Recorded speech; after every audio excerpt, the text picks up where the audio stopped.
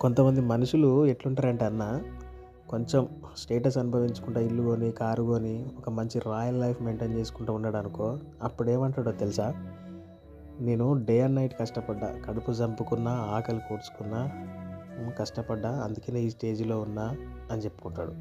అదే వ్యక్తి అప్పుల పాలైపోయి పూటకు కూడా గడవని పరిస్థితి ఉండి, కొంచెం ఆహ్, ఇంట్లో ఎళ్ళలేని పరిస్థితి ఉందనుకో, అప్పుడేమంటాడో తెలుసా?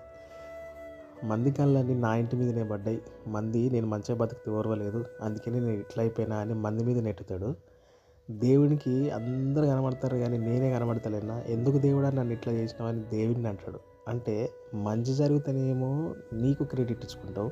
చెడు జరిగితేనేమో దేవుని మీద రుద్దుతావా? కానీ ఎంతసేపటికి మంది మీద దేవుడి మీద అనుడే తప్ప అసలు నేను ఏం తప్పు చేసినా? ఏం తప్పు చేస్తే నేను మళ్ళా ఈ స్థితికొచ్చినా అని నీకు నువ్వు ఆలోచించుకో. ఒక్కసారి ఆ తప్పును ఆలోచించుకొని మళ్ళొకసారి ప్రయత్నించు. నీ బతికెంత బావుంటదో. నిజమా కాదా?